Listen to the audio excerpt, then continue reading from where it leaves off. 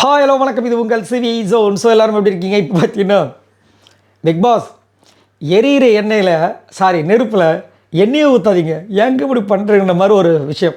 இப்போ ஒரு big pass வந்து நான் எக்ஸசன் டூர் அப்படின்ற விஷயங்கள் அனௌன்ஸ் பண்ணது இப்போ தான் லைவில் வந்துச்சு. கூடவே வந்து சாக்லேட்டு பிஸ்கெட்டு கொடுத்துருப்பார் போல இருக்குது. 2 பாக்ஸில் வந்திருக்கு.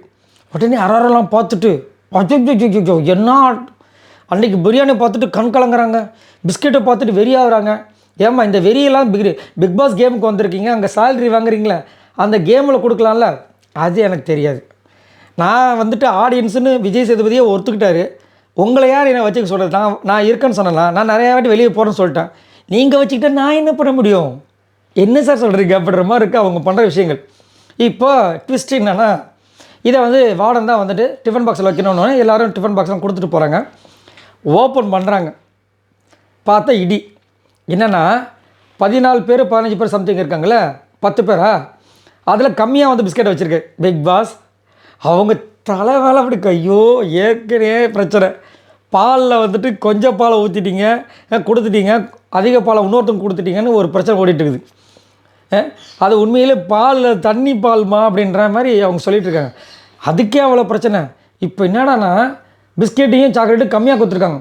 எல்லாம் வெறியாக இருக்காங்க, சாக்லேட்டா எப்போ எனக்கு சாக்லேட் கிடைக்கும் அப்படின்ட்டு. இப்போ இதை எப்படி பிரிக்கிறதுன்னு தெரியாமல் முழிக்கிறாங்க. பிரின்சிபல் வராரு, பிரின்சிபல் கொஞ்சம் வாங்க என் நிலைமையை பாருங்க அப்படின்னு வந்து பார்க்குறாரு. அவர் சாக்கார், ஐயோ சரி விடுங்க. அவங்க முதல்ல என்ன நினச்சாங்கன்னா, ஆளுக்கு ஒன்று இருக்கும், டிஃபன் பாக்ஸில் ஒன்று வச்சுட்டு கொடுத்து அமுச்சு விட்ருவோம் அப்படின்னு நினச்சிட்டு இருக்காங்க.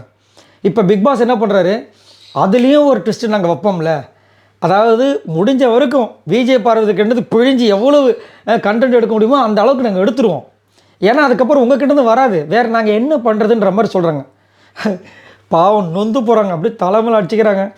கனி வந்துட்டு அம்மா நீங்கள் என்னமோ ஓப்பன் பண்ணிட்டு போயிடுங்க. இதில் வேறு ரம்யா இங்கே பாருங்க, அதாவது பிரித்து கொடுக்கணும், ஆனால் அதை வந்து ஓப்பன் பண்ணாமல் கொடுக்கணும், அதெல்லாம் நீ பேசாத கிளம்போ அப்படின்ட்டாங்க.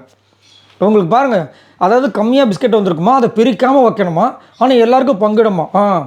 அதுக்கு உங்களை குனியை வச்சு தான் முதுகிலே குத்தணும். என்னென்ன அக்கப்போர் பண்ணுறாங்க பாருங்கள் மக்களே. சரி, இதை பற்றி உங்களோட கருத்துக்களை சொல்லுங்கள். பிக் பாஸ் ஆனால் உங்களை நாங்கள் எவ்வளோ நினச்சிருக்கோம், ஆனால் வேறு வழி இல்லை. சரி ஓகே, நடத்துக்குன்ற மாதிரி இருக்குது.